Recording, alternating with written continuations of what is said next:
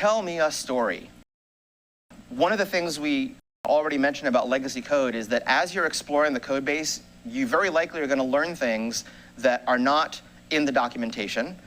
You want to document those things as you go. But this also applies when you're creating your own code. When you're adding information to your own code for the benefit of future programmers, where should that information go? Should it go in a comment? Should it be part of a commit message? And if so, what makes for a good comment or a good commit message? What makes it informative and useful for the programmers coming after you? So a good comment is one that tells something that is definitely not obvious about the code, rather than one that repeats something that is probably obvious. Now, you might say obvious to whom, right? Because not all programmers are equally experienced, but I think it's fair to say you're writing for somebody who is a relatively experienced programmer in whatever framework you're using. So things that are invariants in the code that are not obvious. For example, we know that on entry to this method, this object always contains a valid instance of some model. There might not be a way to express that in the code itself, but that would be useful to put in a comment because it's an assumption the programmer can make that might make their life easier. If there's a problem that requires an unusual implementation, a piece of code that somebody might look at and say, why didn't they do it this other way, which seems easier? So if there really is a good reason for the way you did it, that might be a good thing to capture in the comment. Similarly, if it's a workaround for a bug, the reason the code looks strange is that it is deliberately trying to work around a bug that is in a library or in some other part of the code that's not under your control, or a strange corner case where the code behaves strangely in only certain circumstances, and you need to make sure that it handles that. But the general message in all of these is that the level of abstraction of a comment is higher than the level of abstraction of the code that it goes along with. And what that means is that, in general, comments should be about the what and not the how. You're going to learn, hear this theme a lot, what versus how, in the rest of our discussion about refactoring. So let's look at some examples of what I mean by this. We could start with anti-examples, comments that add no value.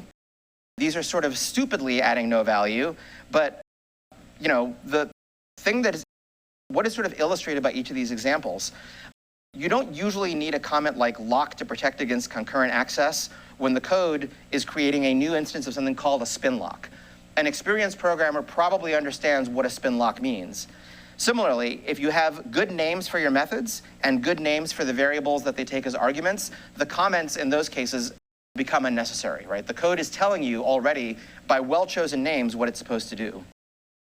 Here's a slightly less obvious example. So this is real code that I had to put in as a bug fix to an application to work around one of the few actual bugs in Rails itself, right? So it's very rare that you discover or run into a Rails bug, but if you can verify that that's really what it is, until you upgrade to the next version of Rails where somebody has merged a PR, your only choice is to work around it.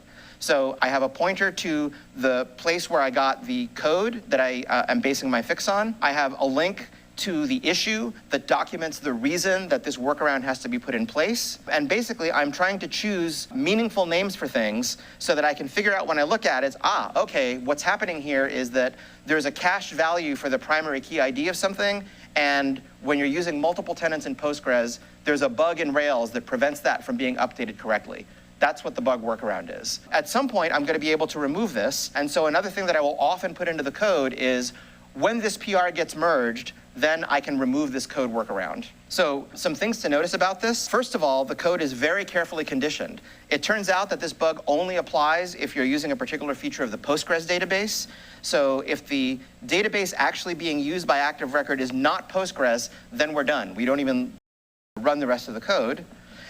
The actual code that does something is sort of embedded inside this module, right? So I don't actually execute anything yet. I put all the code together in one place, and then here's the actual place where the code gets included, right? So this is kind of a pattern.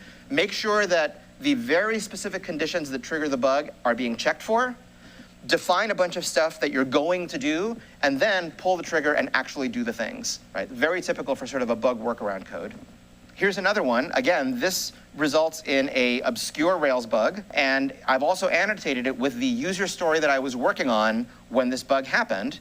And this is an example of somebody might look at the code and say, wait a minute, why didn't you do it this simpler way, right? So the relationship that I'm trying to express here is your kind of typical has many through relationship, nothing unusual about that.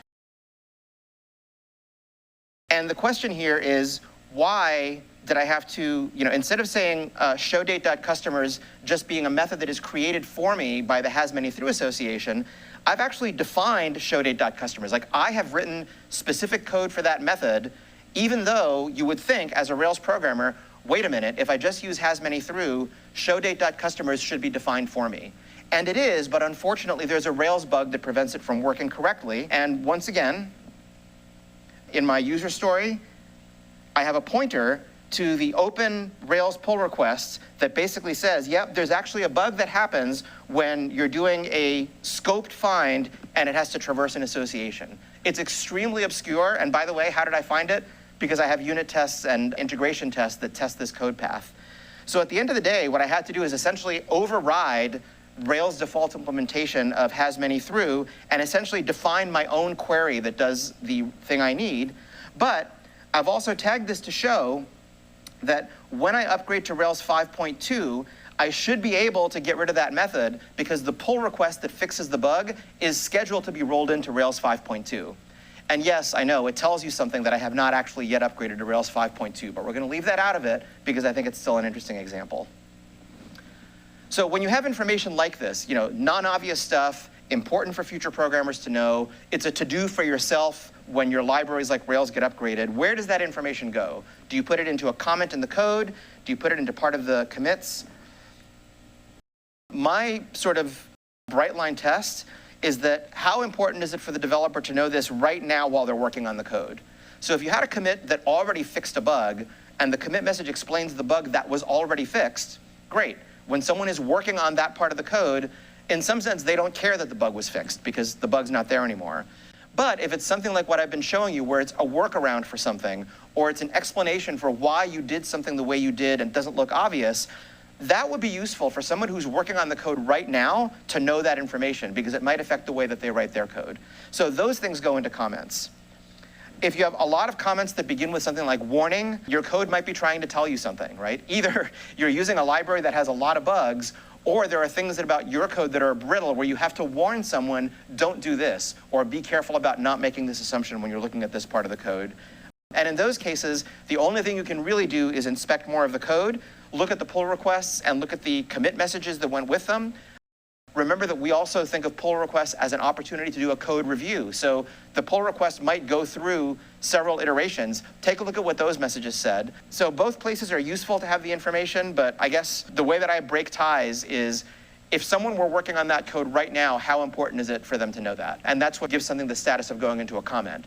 Now, of course, once those bugs that I showed you in the examples actually get fixed, and I upgrade to a newer version of Rails, and those methods aren't needed anymore, what I would do is I would remove that chunk of the code along with its comments, and in the commit message that does that, I would say, we remove the workaround for whatever bug because the bug has been fixed in PR number whatever, and now we're upgraded to that new version of Rails.